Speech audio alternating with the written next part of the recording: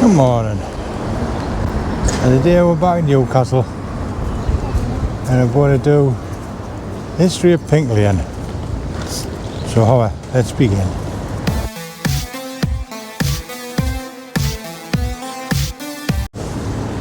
And back in the day, Pink Lane was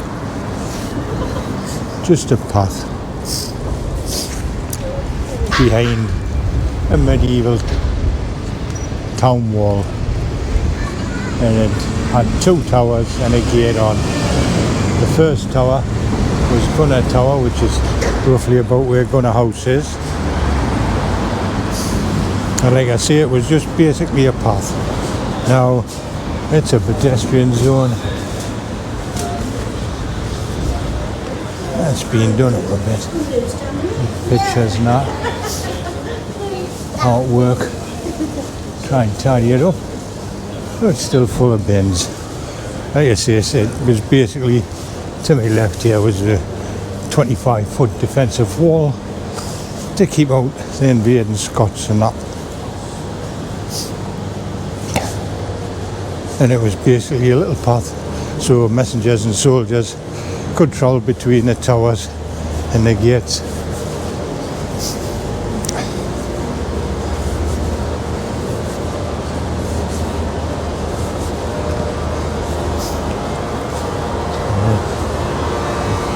Called the town wall, public house and eatery.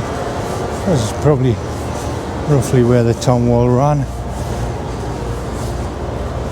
The fourth.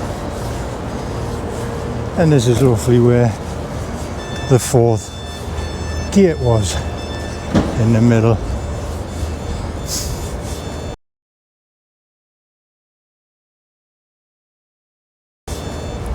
Come further up, and roughly just beyond that car was where the Pink Tower was.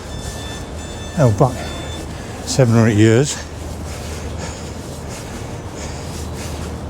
it wasn't known as Pink Lane, it was literally just an unnamed path. It didn't get its name until around 1710.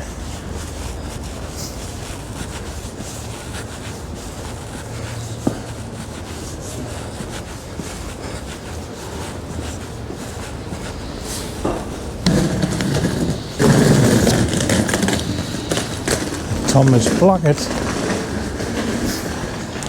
rented the round tower and turned it into a brew house in 1700s, and the lane acquired the name Pink Lane.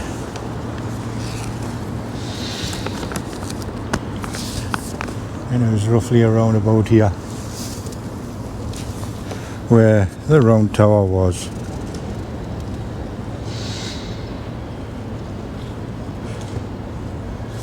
And it was demolished in 1852 to make way for the redevelopment of Clayton Street West, which I'm crossing now.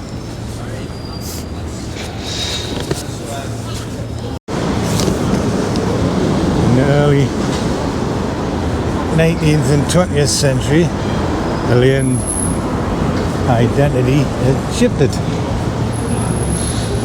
The defensive walls became obsolete, and the Industrial Revolution is transforming Newcastle. As the population exploded, so did the nightlife. Pink Lane became unofficially the red light district of Newcastle.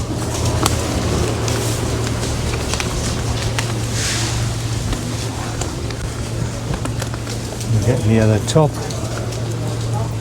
Pink Lane, and this is where it would meet the West Gate, hence the name Westgate Road.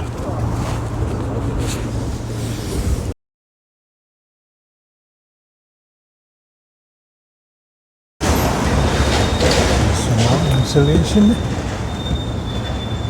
being added, and this is the top of Pink Lane where it would have met the West Gate. It was full of roadie clubs, some it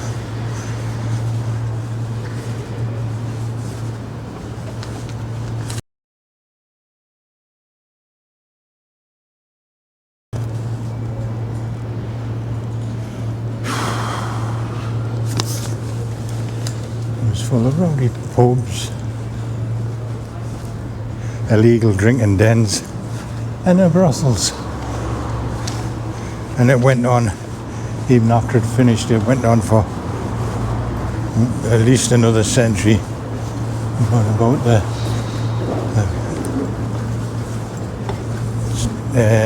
prostitutes of Pink Lane?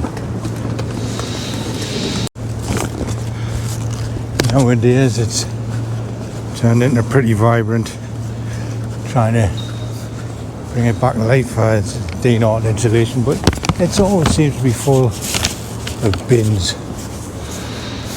as far as I can remember anyway.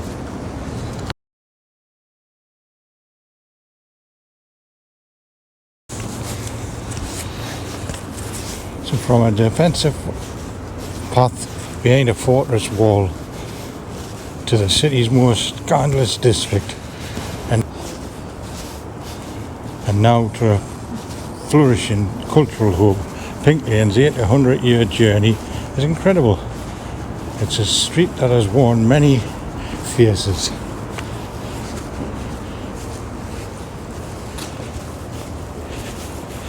Each one reflecting the changes character of Newcastle itself. Pink Lane is a perfect example of how the city's history has never truly gone.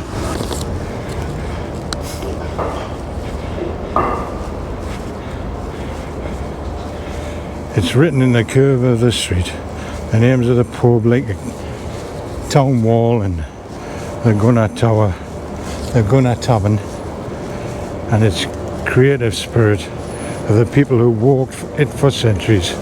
It's a story of resilience, reinvention, and the enduring power of the place. If you enjoyed this journey through Newcastle's past, please hit that subscribe button, give this video a thumbs up, and hit the notification bell for future videos for more hidden stories around the streets in Newcastle.